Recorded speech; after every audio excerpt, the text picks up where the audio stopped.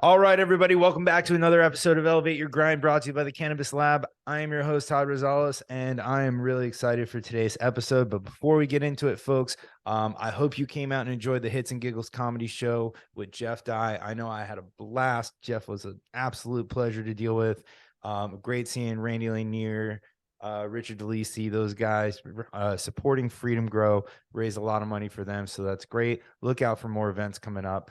Of course, we have our monthly C-Lab events coming up on the third Thursday of every week. Remember, folks, we are now doing those in Orlando, Tampa, Fort Lauderdale, Miami. So make sure you come and check that out. If you want to see anything C-Lab, Google Eventbrite, Cannabis Lab. Of course, if you want to check out any of our interviews, you can check those out at youtube.com/elevate your grind. All right, folks. My guest today has been in the cannabis market for quite some time. He runs in his family and to me puts out some of the best cannabis in the country. I'm super excited that he agreed to do the show. During my research with him, I became a big fan of him as well, not just his product. So please welcome Ted Lidie, the founder of Alien Labs. Ted, thanks for joining me, man. Oh man, thankful to be here. Thanks a lot. You were like one of the first people to ever get my name right without asking. Everyone So always says Lidie, but you got it. You nailed it. I have it spelled out phonetically here Oh yeah, because I've heard everybody else get it wrong. And I will tell you, the only time I ever have anxiety doing this show is when I'm pronouncing my guest name.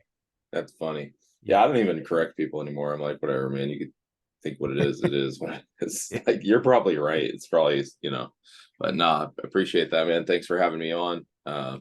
Any chance I get to talk to some of my Florida people, it's good.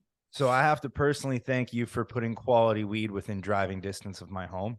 And I mean that truly. I don't know how familiar you are with the Florida market as a whole, but I've become very close to the folks at the Flowery, and typically that's where I pick up from, but it's delivery.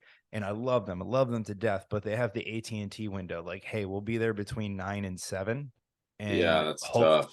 hopefully you don't have any plans that day. But there's a True Leave 2 miles from my house.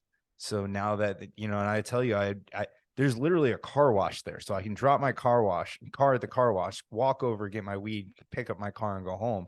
I never went there until you guys came on the show. So I truly appreciate that. Oh yeah, that's really the goal. Like we know there's other ways, but our vision for this is for you to be able to go get quality like anywhere. So when my friends are in Arizona and they're like, what, where can I get your weed? We can direct them to a store. And that's really the vision for legalization, I believe, should be as a whole, like being able to get quality weed just like you can at, a Snickers bar or a Butterfinger at 7-Eleven, Sure. just anytime you want one, and not have to takes the whole waiting a day for your dealer or for a delivery out of it. And I love the Flowery. They got super fire over there. They're killing it. But the availability is really what our goal is for this product. Yeah, man. And that's interesting. That's a decision. Like, I know a lot of brands coming to Florida are weighing right now is where do you go? And I think it has to do with your SOPs, what you're doing for QC and everything else. Because, as someone in the Florida market, I can tell you True Leaf has not always been known for quality. And on top of that, some of the local legacy culture here just is very anti them because they're very corporate, very structured. Now, I know this is like a religious battle, but my whole thing is that both sides need each other, right? Like Yeah, there's I agree. gangsters on both sides of the equation. There's gangsters in the illicit market and there's gangsters in the world of business. And sometimes the ones in the world of business are a little scarier because they're actually following the rules and they know how to attack you. Yeah, those are the troublesome ones. For us, it just, boils down to what's best for our brand, and that's kind of like, why we partnered with True Leaf. They got a ton of stores, they do a pretty good job, and not everyone comes out of the gate knowing how to do everything well, right? But eventually they'll get there. They're gonna learn, they're gonna and I haven't been like paying a ton of attention, but from what I understand, like their quality has gone way up from what it was. So I think it's just part of learning in every industry, especially one that's new.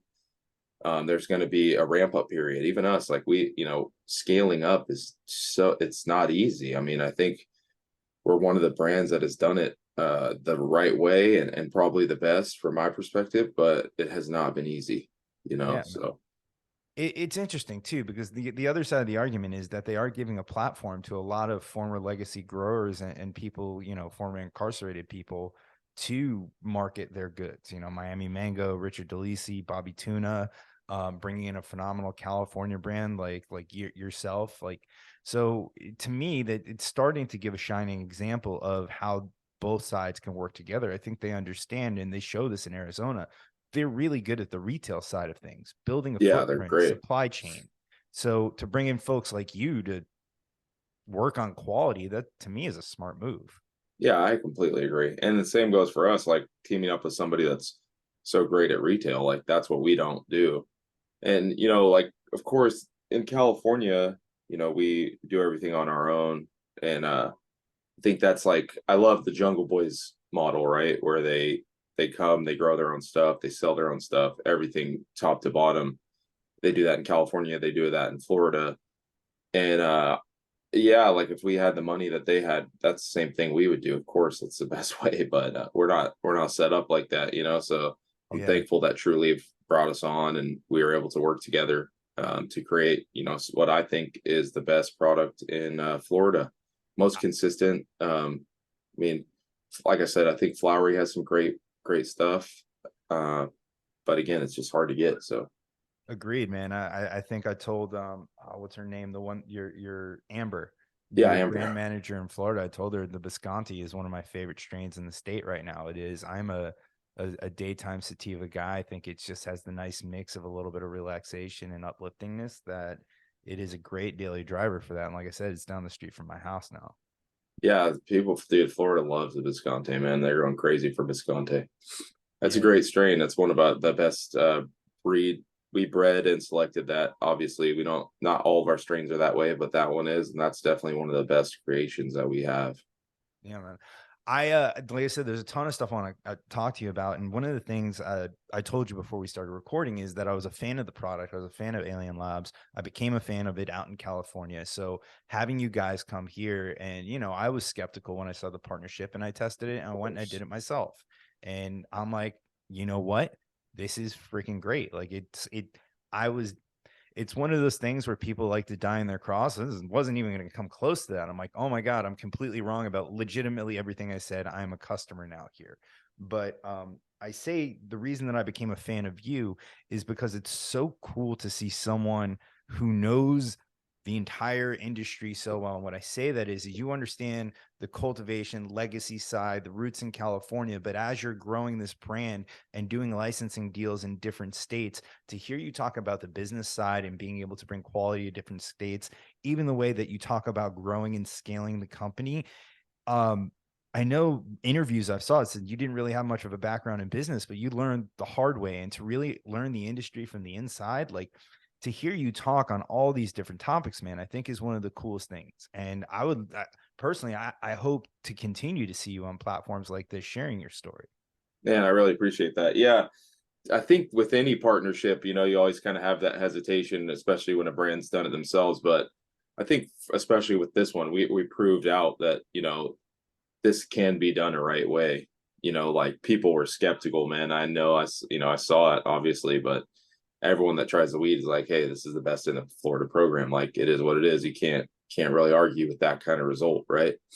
And yeah, it's been crazy. I'm so thankful to Connected, man. I have a ton of good teachers and mentors. Caleb's taught me so much, and he's been doing this in business wise for a very long time, and just business in general. I come from selling weed, so it's different.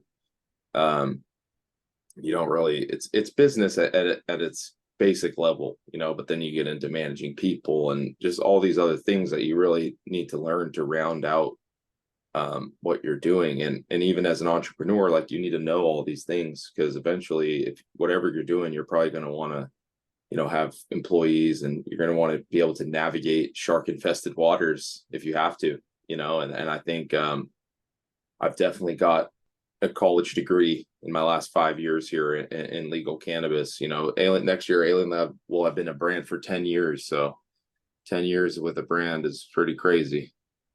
I think it's unique, and I'll give credit to the First Smoke of the Day guys for shedding light to this. But there are a lot. I think there's a unique subset of individuals in the industry coming out of California from the initial Prop 215 days. Yourself, Doja, a lot of the other guys, that Cookies, that you came up through the cannabis industry, through the origins of it into what it is today. And it's interesting to this industry gets a ton of hate from all sides because people clash and everybody wants to keep it as their own, and people would rather argue about the way things are than navigating through the way that they are and just making a difference themselves. But it's interesting to see you guys really understand the roundabout way of the industry, the business side of it, and then the origin side of it, and then also being able to analyze the culture because you kind of built that culture and seeing, we know this is what's sold, these are the trends that we saw, things are cyclical, these particular strains are coming back around. And I want to see that more showcased because for the longest time, and I'll be honest, I'm part of the problem here. We've been fed as the media that faces out the people who are paying the highest in PR fees, right? While the rest of you guys were in the grow room bootstrapping your shit. And I hope now we get to shed light on that because the insights, I've watched 3 or 4 interviews of yours, and the insights that I've gained from those, whether they just confirmed opinions I've had based on my experience in the industry or just got me to look at something a different way, I think are invaluable. And I hope that, that original group out of or I think what the Bay Area gets that light shined on them, because you're not just weed guys. You are true entrepreneurs. You are true trailblazers in this industry, and you've experienced all of it because most of the people that I've had on this show, if not all of them, did not bootstrap. They had an idea. Maybe they knew how to grow weed, and then they knew people who they can raise capital from. I really think that the pay to play thing is, it just hasn't done a good job of really showing what is going on in the cannabis industry. Yeah. They have people that they talk about aren't really the people that are doing it. And like you said, it's just like, it's the wrong representatives for us is how I feel about it. There is actually a lot of legacy operators, succeeding in this industry despite, the vocal, minority or majority for sure. But there are a few of us that are still legacy operators that are really doing it. And I think that eventually, this is such a new industry, and eventually it does seem like, maybe those of us that have been through these ringers will be able to, I'll keep it real, man. I would love for somebody to be like, hey, here's $500 million, start your dream cannabis company. And I think that there's very few people, as we see now, that can actually do that, right? Yeah. But after we go all through these trials and tribulations and we actually know the culture and we know the industry and we know both sides of it, the meek shall inherit the earth, I guess, right? Yeah, man. Hopefully. Those people are spending $500,000 on microwaves and shit. So Yeah, exactly. It's like we know exactly how to not spend money because that's all we've ever done is not spend money. it's what's cool to me, and part of the reason why I started this show and why I love this industry so much is like we're at a point in time. So I think the last major industry that this country experiences is tech, and like tech's weird because not all of it is physical. A lot of it exists on the internet and it's not tangible and it's service based and everything else. So like to me, and I don't know if you ever watched this podcast called it's a nerdy one called Business Wars. Um, no, okay, it's No, a but I'll nerd. check it out though. Sounds like I'd like it. It's a cool podcast where they have like classic business wars, like General Mills versus Nabisco, Ford versus Chevy, Apple versus Microsoft, and Oh yeah, that's awesome. Right up it's my like alley. yeah, it's like drunk history minus the drunk part where they just kind of reenact it and they have like hokey actors doing it. But it's what I like about the weed industry right now is it's cool because we're getting to see folks like you at the helm of your companies, Caleb at Connected, Burner at Cookies, right? And it's a time like of when, Henry Ford ran Ford and you had like the namesake of the guy on the door who's running the company. And we get to see that firsthand, like when my kids, like 20 years, 30 years from now, who knows, like I can be like, oh, I remember when Ted ran Alien Labs, they did Yeah, things that was differently, I love that idea. I love hopefully that. I'll be running it the same, but Right. do you feel kind of that like, and I know you're probably a little bit more modest about it, but that sense of like you guys are the forefathers of this legal industry, and you are getting to helm your companies and direct them, that it is like kind of like when going back to the days of Henry Ford and General Motors and things like that. Yeah, definitely. I mean, I've one the only thing I've really thought about that just in general is I used to see this poster that was like big things started in garages, and it was like Amazon, Yeah. Apple, Microsoft, and that is literally where we started, and a lot of us legacy operators started, right? So it's kind of crazy in that regard. But also it's just like people love founder led brands, man. Like people have a vision and they execute it, and customers and consumers, they like that. They want to connect with something, and especially now with Gen Z and all these other in 2023, people really want to connect with something, and I don't think you can connect. You can. It's just a lot harder to connect with a brand that doesn't have a sense, a person with it. Yeah. It's like, for what? And then not we talked about this a little bit ago before we started recording, but people always wanted to buy weed from me. Like it was just they'd call me and I'd come over with weed in high school, and it wasn't a chore. Like I've had drug dealers that it was a chore to have them come over. It's like, dude, you're super annoying. Like just drop the shit off and leave. And I think if you can connect with people like that on a different level, they're always going to be fans of your brands, and that gives us a significant advantage in an industry that is just dominated by pretty much nameless corporate brands, or faceless at least corporate brands at the moment. I couldn't agree with you more, man. That's funny. You talk about the having a good dealer thing, and I'll be honest. I was late to the party as far as cannabis. I really didn't start smoking it regularly. I started smoking it probably like once a month, maybe once a week at most in college, and then like regularly when I had a job and I was actually under stress and it helped me sleep. And then I explored out from there. But I remember, I would try to go pick up on like a lunch break or something, and I had a regular software sales job, and I'm showing up in slacks and a button down to some college kid's parents' garage, and that was Yeah, awkward as shit. And then I had at one point I had this like middle-aged woman that was getting it from California supposedly, but like her sick grandpa was on the couch and her kids were running around. I'm just like, this, I don't like this. That's exactly. honestly why I got my card in Florida originally. I paying more for it, but I knew I was going to have to go to some weird house and deal with the atmosphere there. I got to walk in and buy it like a human being. Yeah, I think that's why people love the legal markets, right? It's just that and the variety. For me, I love the variety. Like I've always been, comfortable in uncomfortable situations, but it's the variety. You can go in there, you can see tons of different things. You can really choose for yourself what you like and what you don't like. And I think that's really the beauty of cannabis is there's so much difference in it, from strain to strain to the way you um, ingest the product, be it edibles or vapes or rosin. Like it's great to be able to go in and just see a bunch of different stuff and just try different stuff. And I think cannabis, especially, the variety is the spice of life. And with cannabis, being able to go into a store and say, oh, there's 5 new strains today that I can try is just incredible for me.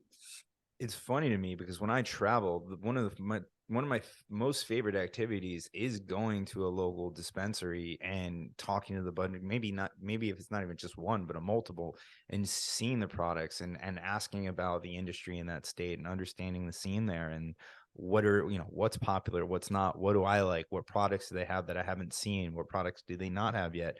I truly get joy from it. Sometimes, throughout my career, that's actually been part of my job, which was amazing. Other times it's not, and I just do it for fun. But I feel like the people who really love this industry, that's part of it, which is crazy to me because I've never been like that with anything else. I've never landed in, LA and wanted to run to the Total Wine to talk to, the associate there about the whiskeys that were there this week. And the same ones have been there for the last 50 years. But it's crazy to me that I would look at that as like an activity, like a good restaurant or a hike is, oh, we got to go to this dispensary. I want to go talk to Yeah. them. I think it's interesting too. Like I think there's, that's one of the pros of it being segmented, right? Because I think eventually it's cool to go other places and see what their culture of cannabis is like. Like that's super unique to this industry because there is different cultures everywhere, but for the most part, like, your example of wine, like the best wines are in the best states, the travel states, like that you can get your wine wherever you go. People like the same, top 10 wines or whatever. Everyone's kind of similar, But with cannabis, it's different everywhere. It's different where you go. I love going to Spain and seeing, how it's evolved there, and Amsterdam and how it's evolved there, and just even Thailand. I haven't been there yet, but like I want to go. I bet that's insane. Like just Yeah. a brand new industry in the middle of Asia that has not where it's been literally like super illegal for years. That's just crazy to me. And being able to go and explore those cultures is just that's the best part of this job. I mean, I get access to basically everywhere, and I can go everywhere and see cannabis in places that where it's still super illegal and people are still growing it. And just because of what I've done over on this side, that like I get access to that, and I love that. I love that so much. That's seriously like the best part of this. I do the way that you say that I can tell is genuine. So I was a VP of biz dev for a brand for about almost 2 years, and it was the dream job. It was the greatest where I'd fly around the country and try people's weed to say, hey, do we want to partner with you or not?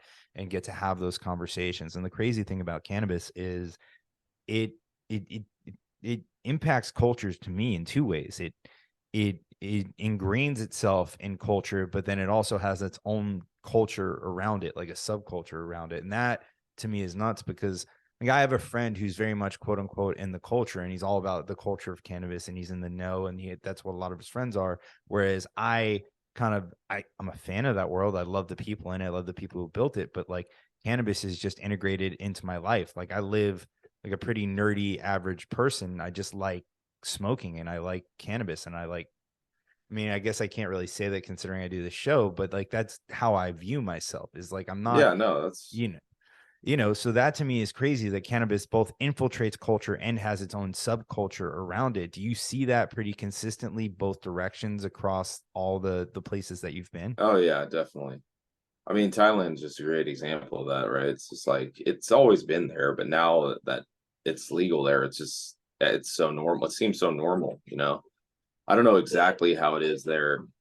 I haven't, like I said, I haven't been, but it just seems to me Sure. like for something that was so illegal for so long, like to be accepted so fast, it's just like because of the subcultures, because it's already been there, that they can really embrace it. Like, and plus, it's weed, man. It's not bad. Like, Yeah. it's so funny how we in America and all over the world, really, we've criminalized it to the point of people, not even understanding anymore that it's better than cigarettes, better than alcohol. Like it's real. It's not those things, and those things are so common, in their cultures and in their countries that once everyone accepts cannabis like that, I mean, I can't imagine it doesn't change the world for the better.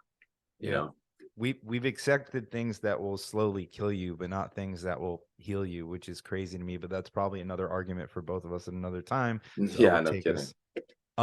I've heard in interviews in the past, you said being from Reading, you had an option of being a firefighter or getting into Yeah, the weed game. With that, I'm curious, as I'm curious with most people, because now you're in a great position. You do this legally for a job. You get to build one of the best brands in the industry, which, you know, that's the odds of that happening back then are maybe even non-existent because the opportunity may not have been there. Having that choice, firefighter or going into weed, and I know your family came from that. Did you think that was what you're going to do with the rest of your life, or do you do it to a certain point until you can do something legitimate? Like, where did you see the career path going? Because and I've said this to a lot of people, like you got lucky because you got to a point where it's like, I'm great at this, and now I can do it for real without looking over my yeah. shoulder. I kind of thought that I just when I moved to San Francisco, I just saw these stores there, and I knew that there was no way it was just gonna like it was only gonna keep growing. And that was when I just made the decisions to start the brand. But also just like, man, weed was never going away. You know what I mean? If the brand thing didn't work out, which I thought it would, and obviously it did. Um, I didn't know what I was going to do, but I knew it would involve weed because weed's never going away. Yeah. You know what I mean? Everyone loves it. It's just only getting better, essentially. I got mine behind a locked door. Well, that Man, sounds mine will terrible. just I'm pound my locked in door the down. office. They're free to roam in the house. I don't have them in the closet. That came across bad. Um, yeah, man, that's really interesting. I love the fact that you guys get to do what you love to do every day. as you're building this brand, were there a lot of people that kind of tried to influence you along the way, tell you what to do, what not to do? And like, how do you kind of stay on your own path on something that's really uncharted, right? Like, and I think I've heard you talk about this. Like, there was no blueprint really when you started doing it. And there's really not much of a blueprint now. Yeah, There's there's one still that not. seems to be working that people are trying to take advantage of, but so people know that they need to license or do deals in other states, but exactly how they do it and what involvement they have is still trying to figure that out. So like, how do you kind of stay the course and block out the noise to get to the point where you are? Yeah, it's funny. I think that you say that because I think we are the blueprint. I see other brands kind of following our footsteps. Like, oh, we're going to Arizona, and I'm just like, bro, there's 30 something states. Like, why Yeah. that one? And it's just, well, yeah, because where we go, we open up that lane, and people start understanding the culture. We go places, and we bring that culture along with us. And it's been crazy to see, like in Arizona, there pop up a culture around cannabis that there really wasn't there before. Not to say they didn't have cannabis Yeah. culture, but they It didn't was have more of a this. meth culture. Yeah, there was good weed out there really was, but there wasn't, like, the California culture, and that's really what this all is. This cannabis culture at its heart is really California cannabis culture, Yeah. and when we brought out, the brands, um just to see other brands step their quality up, step their marketing efforts up, step their strains up, like start searching for new things. Like, it's just, we kind of like make that happen when we pop up.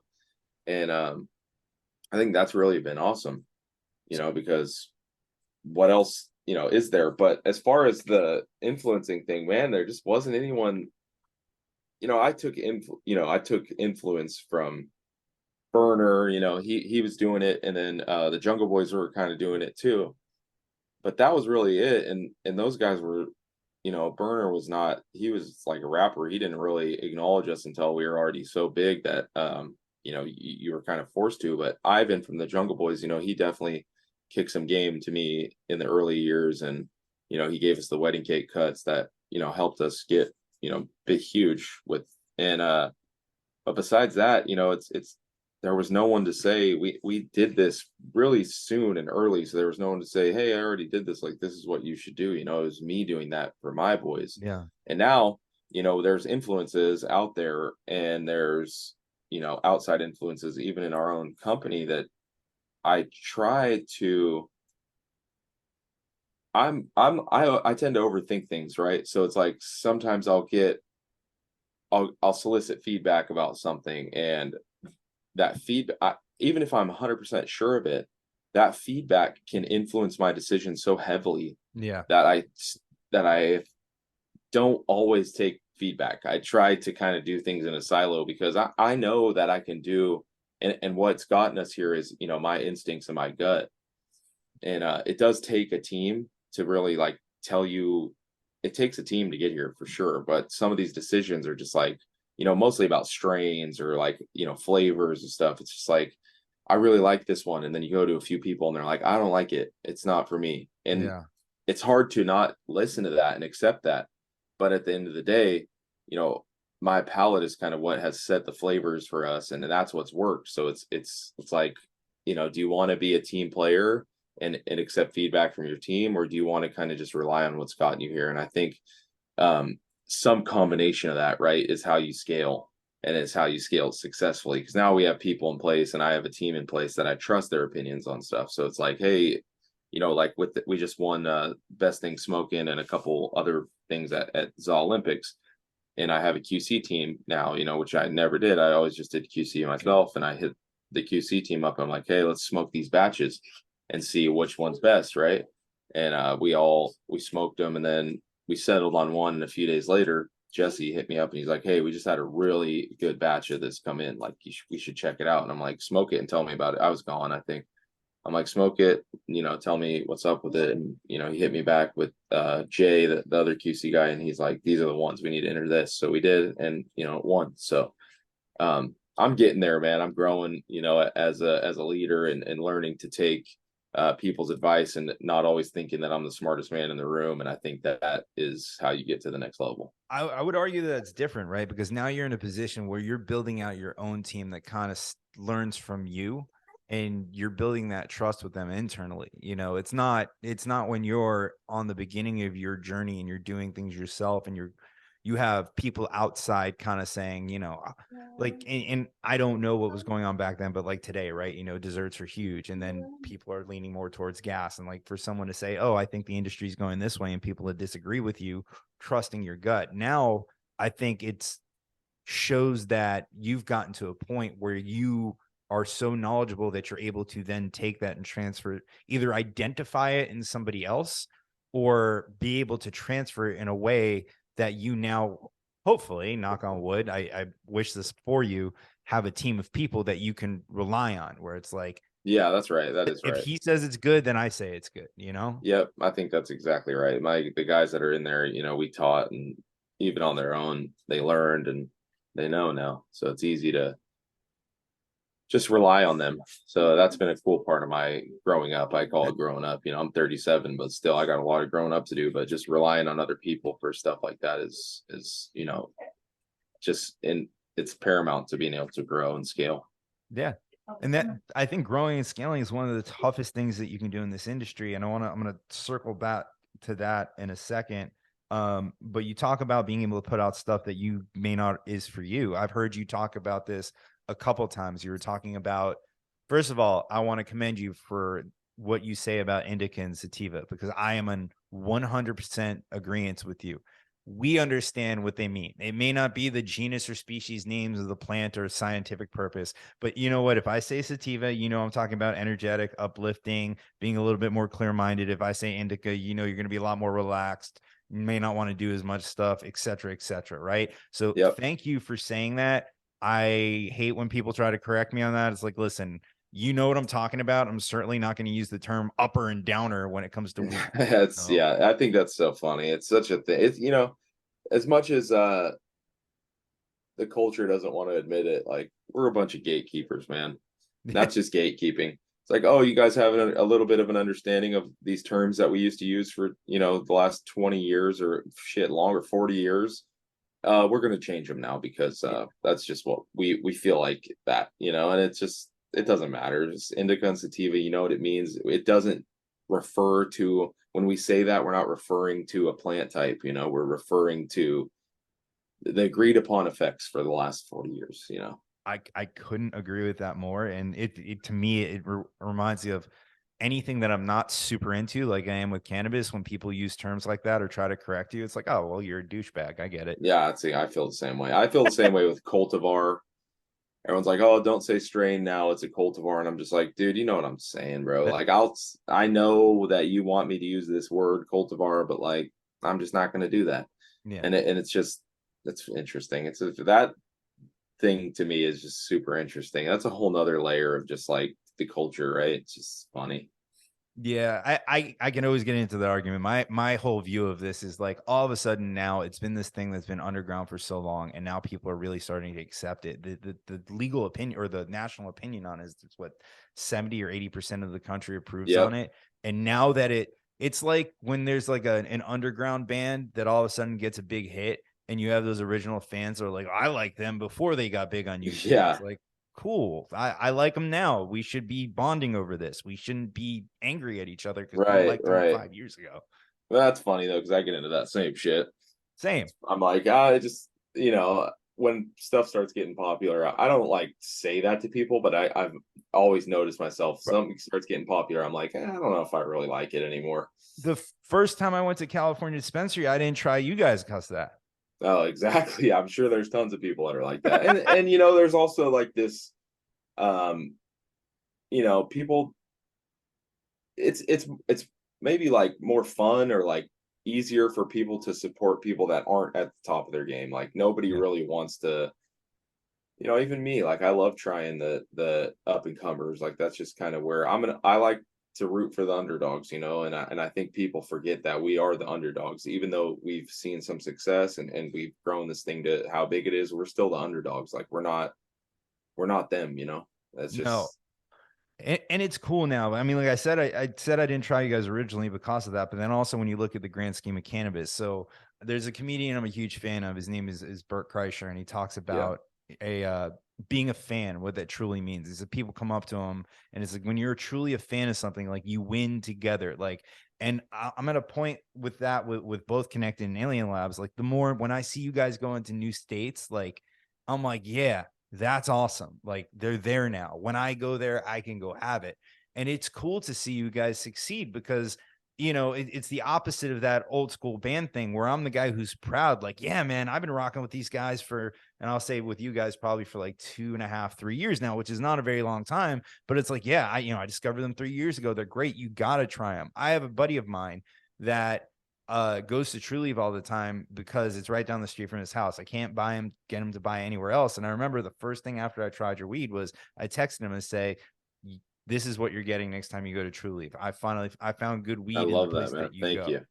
So That's awesome. yeah, man, I forget my original point with this because we went we went in a Uh, circle here. But no, it's cool to be a fan of you guys, and I want to. I think I see that amongst, and that's the crazy thing is I think I see that amongst the original guys that we were talking about that you roll with earlier in the conversation. But sometimes it's the fans of you guys that are the ones that are not accepting and will talk trash specifically on like Reddit, which is crazy to me.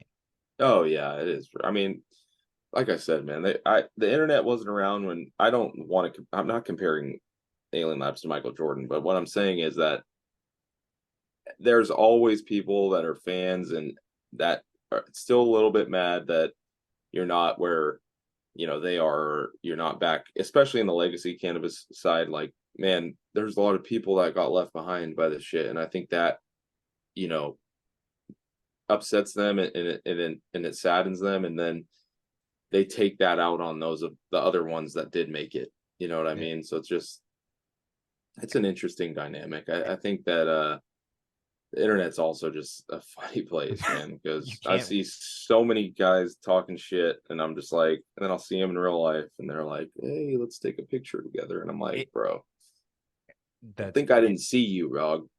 You know, I see everything, Think I didn't but it's see you, fine to me. Dab Like, I Master get it. 4000.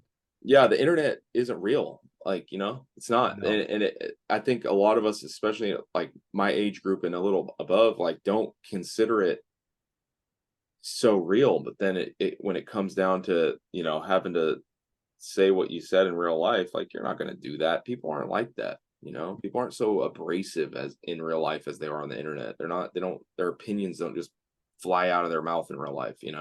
agreed, man. I mean, Mike Tyson was the one who said it the best. People are too used to talking shit without getting punched in the mouth.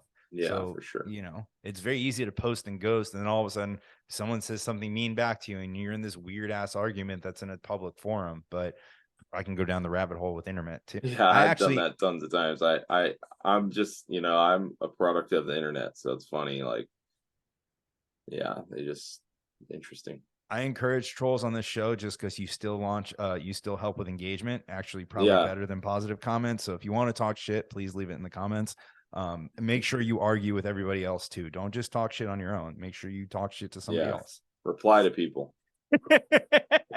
So we took this on this tangent, but one of the things you're talking about is being able to put out something that maybe is not just for you. I've heard you talk about that with the Oh merch yeah, for sure. and Melonade being one of those strains early on that you're not a sativa guy. You don't like a lot of those citrus, which I do. So I'm A glad lot, that yeah, a lot of people do. It's like four of the top 10 strains in California, I think, are sativas. I think as we see this, and that's the funny part, this kind of can cover two topics here. Like for the longest time, a lot of these VCs and PE people are coming in and they're trying to target this kind of curious group with brands specifically targeted at people curious on cannabis. But in what other industry, at what other point in time has this gateway brand ever really succeeded in being mainstream and popular? At the end of the day, maybe it might get you in the first time, but someone's going to move on to what's actually popular in that industry, right? So, um, that's kind of nuts to me that you have these niche brands. God, what the fuck was my point again today? I'm off my game. I have No, it's all right, man. niche brands coming in and trying to become this big, huge thing. But realistically, I think and this is my theory, this is where I was going with this. I think sativas are kind of appealing more to the Canna Curious folks because they, unless they get a strain that truly, triggers your anxiety, you get this more clear-headed experience where you have your wits about you a little bit more. And maybe it's a better foray into the world of cannabis than a true heavy indica that's just going to make you fall asleep or pass out. Because the number one thing you hear anybody who doesn't smoke weed or has a bad experience with weed talk about is that it just made them sleepy. It made them not talk to anybody else, or they just didn't want to do anything. Right. Yeah, And, definitely. so I I even hear feel that kind of feedback on Alien that our shit is just too powerful for everyone. You know what I mean? And like yeah, I've always felt that way. Like we definitely have the most powerful flower in the game. Like if you want to get stoned and get those effects, this is where you go for sure. And that's a lot of the feedback I hear in Florida too is I, it has legs. That's what they say. It has legs. That's what I've they say in definitely rolled Florida. smaller joints than I typically would have, which is nice because it stretches the eighth out a little Yeah, further, and then you get to especially if it's smoke more. daytime. It's interesting. I think like just the growth of Alien Labs has been, building a menu and crafting a menu that isn't just for any one person, and that's, the crux of our success is, casting a wide net. When I remember in the beginning of legal weed, hearing so much about wine moms. Oh, we're making a brand Yeah. for the wine moms, and like you said, the Candy Curious, and it just none of those brands ever panned out No. because you're segmenting yourself away. You're creating um, a brand for a group of people that may not even exist instead of creating a brand for everyone And, that and typically quality is exists. not part of that brand. The brand is No. really the marketing is where all the money goes. Yeah, I call them marketing companies that have cannabis brands because that's really, what a lot of these early brands was a bunch of marketing people that got together and were like, "Hey, we know how to build brands. Like, let's put money into this and do it." And some gained a little traction, but the longevity just isn't there. Dude, they got me. Lowell Farms was one of Yeah, the Lowell, first that was one of brands that those. I bought in California because they had that cool ass pre-roll pack. Is And sick branding. yep, I bought that.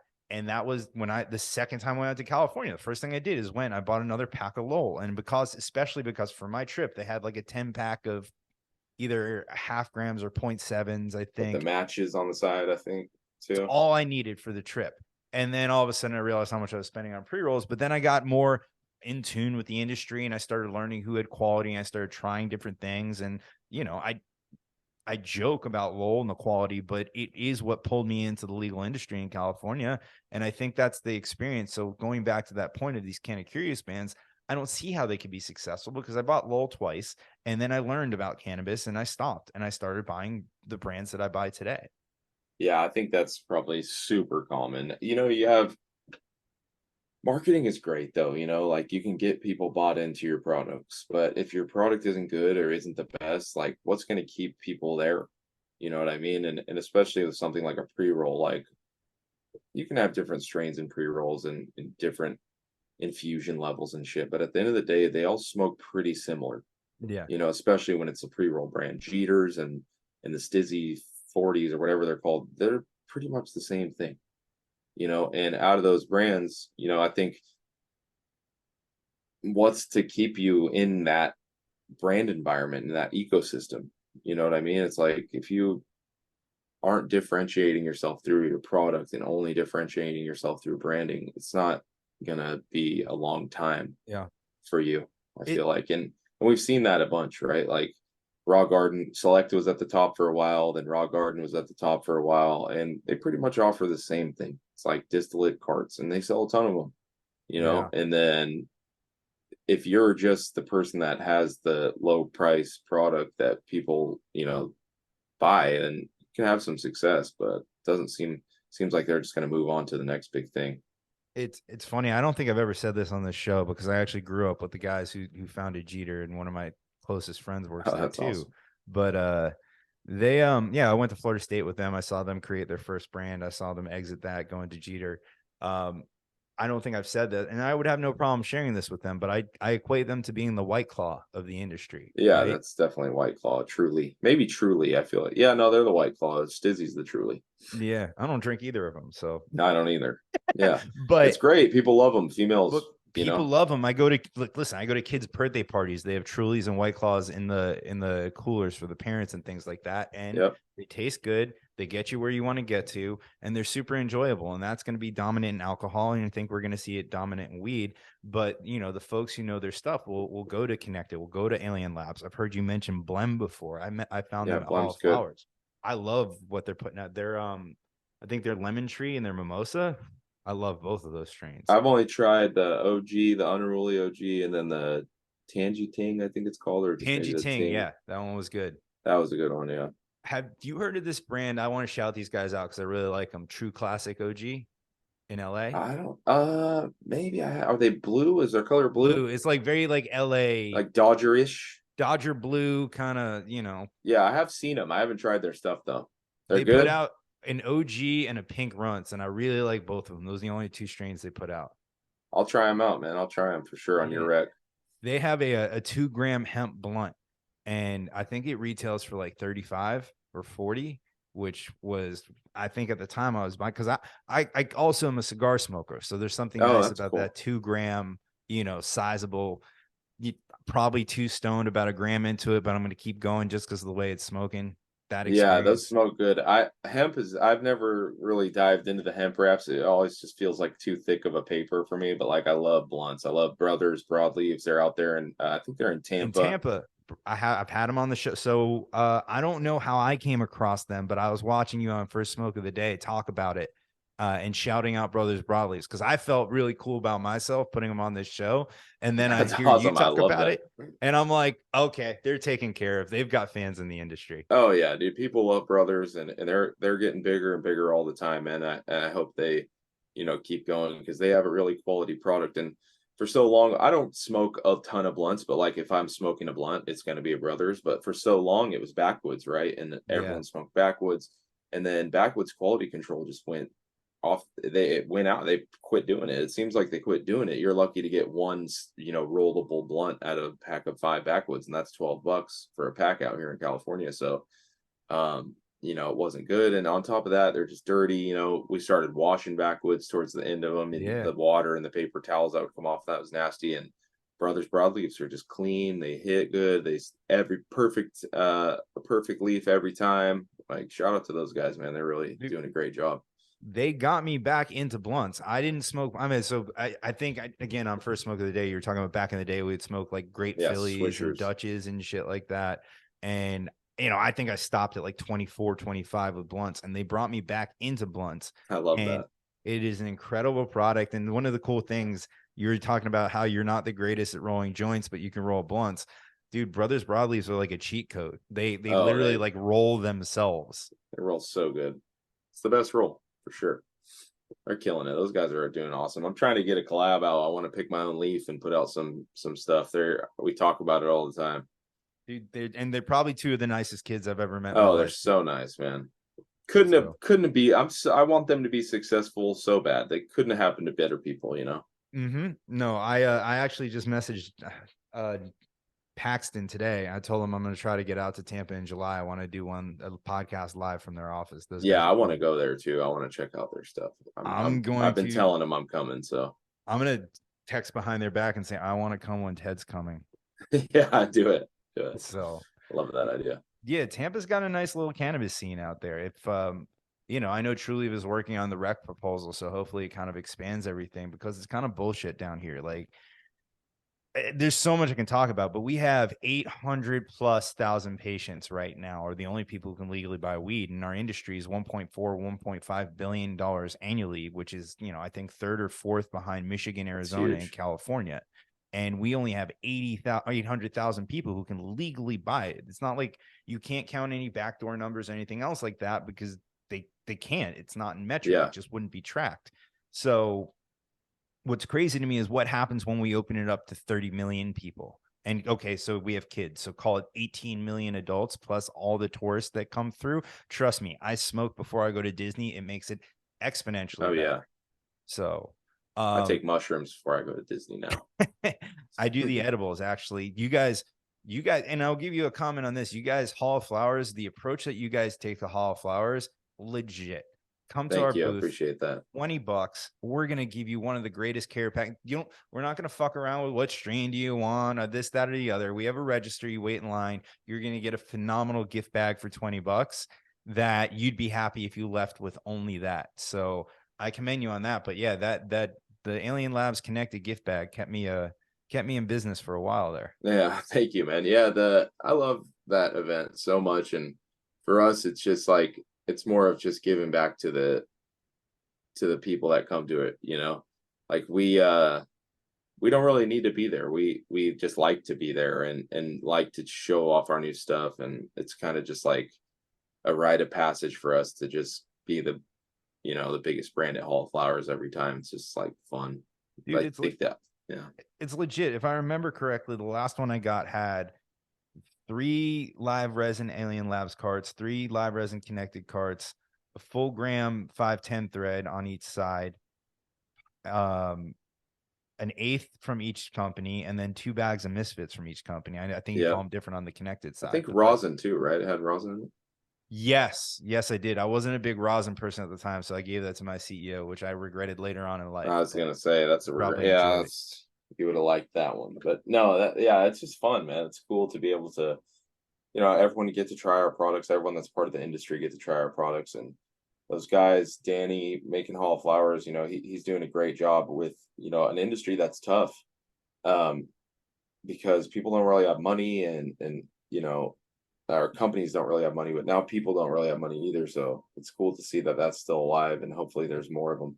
I'd love to see kind of like a public, and I know this has been in the cannabis industry for a long time in California, but I really would love to see these like cannabis farmers markets where you can invite the general public into something like that and they can try it and educate. And it's really just a welcoming event because Hall of Flowers has been a great education to me.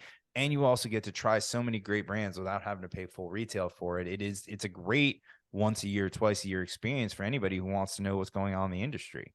Yeah, I would love to see even just cannabis involved in the regular farmers markets. That would be huge. Being able to, I go to one, every Saturday here in Sacramento, and I get a bunch of cool stuff. And I just imagine us being out there, just kind of teaching people about it. And it's a way to get, freshness is an issue in every regulated market. So being able to get cannabis a little more fresh would just be excellent for the consumer.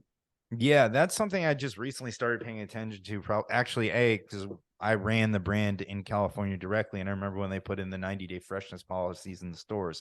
So, as someone who's never run a physical supply chain, and then I had to do a rolling supply chain with 90-day freshness, that was a fun learning experience, trial by fire. But It's it tough. should be Yeah. that way.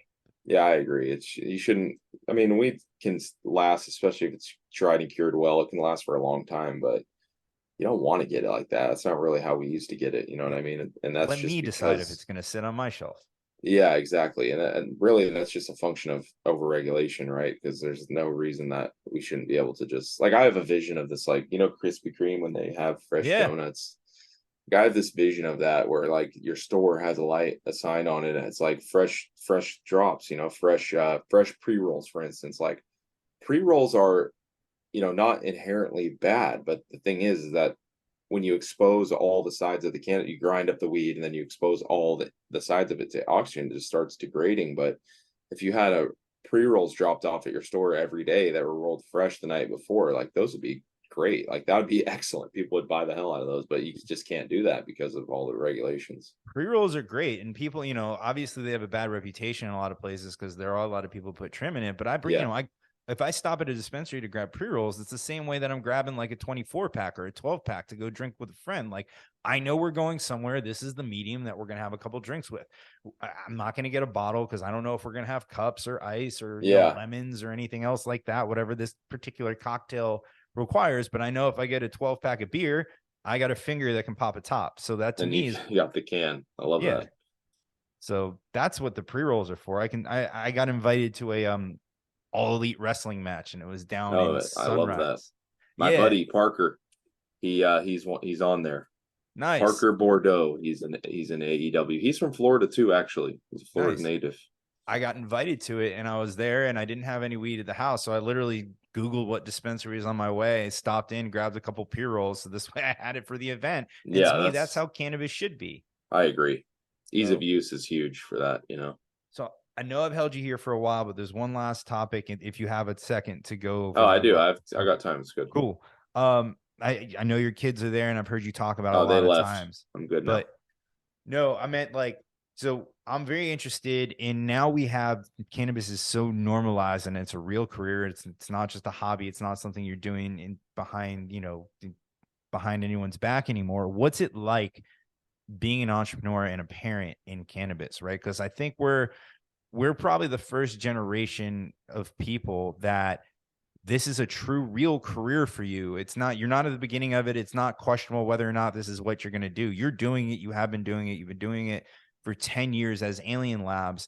Your family has grown up in it. It pays for schools, it pays Yeah. for braces, whatever they need, right? What is that like as a parent integrating into the rest of the world, interacting in, birthday parties and play dates and career day, if you Yeah, will? man, it's interesting. It is. It's really interesting. It's like there's still this level of like, I told my wife, I was like, hey, I don't know if we should like tell because my daughter just started kindergarten this year, and I told her, I'm like, I don't know if we should How tell many like kids do you have?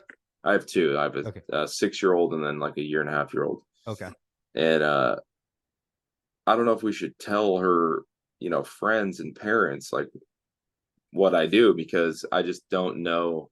Not even though it's legal, like not everyone is accepting of it. And like you Mhm. don't want to be the parents that, oh, like Brooklyn's parents are loadies, like don't let whatever kid go over to their house. You know what I mean? So um once we became friends with parents and stuff, it's different. Like I've told them, but just at face value, it's still a little bit secretive, you know what I mean? Because you don't know how parents are with that, especially Yeah. like you just don't.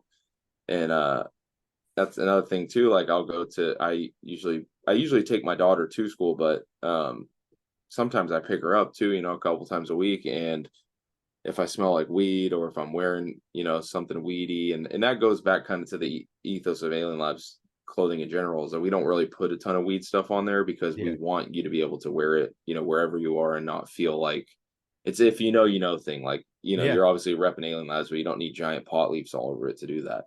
Yeah. Um, so I always have to kind of be cognizant, like, damn, do I smell like the weed room? If so, like my wife has to pick her up because I'm not trying to go to the kids' school just reeking a pot. You know what I mean? So it definitely presents some challenges, but at the same time, like our kids are probably going to be the next, true leaders of this generation. Like if you ask my daughter what she wants to do when she grows up, she just wants to go to work with me. Like she knows about what I do and that's what she wants to do, So That's really cool. um Has she helped you like with any, and obviously not in the production, but like with any plants? Like, do you have like a hobby with her, trim, no, any of that I've stuff? only had I've only had um a kid while it's been legal. So we can't really like that. She's never seen the grow, Got it. because they're Yeah. not allowed to go in there. But like she wants to super bad. And if she's always like grabbing jars, well, she used to more, but now my son does. He just grabs jars and he hands it to me and he goes, smell, smell. He wants to smell it. So it's funny. That's cool, Um, man. yeah, the kid thing but it's awesome because, eventually these are going to know this industry just as good as we ever could have because they grew up in it. And just like we grew up in, outdoor growing and flipping packs and stuff, they're going to grow up with the industry and as it is now and the legalization of it. So they're definitely going to take over.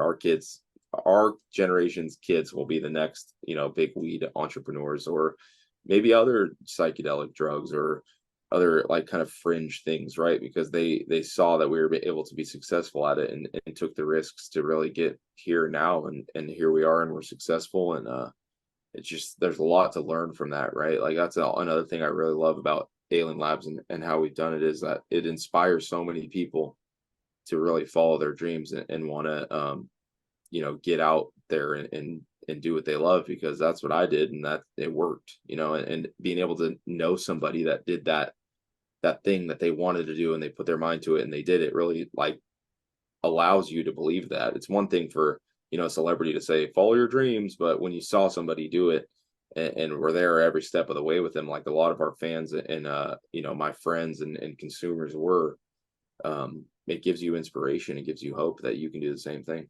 Yeah, man. No, it is truly inspiring. And I wholeheartedly agree with you with the parent thing. It's interesting in our line of work because it does, to me, what I've seen is it goes one of two ways. They're either, they're a little standoffish about it, or they want to talk your fucking ear off about it, which is annoying Yeah, in its own exactly. sense.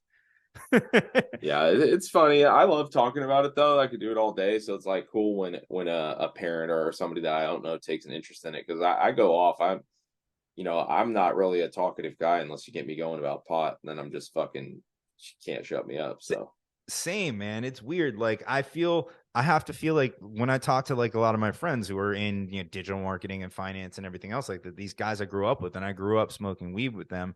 I find myself like talking about weed all the time to the point in my head where I almost self-regulate it. Like, okay, I've been talking yeah, about am I weed being for the last annoying? 15 minutes. Yeah.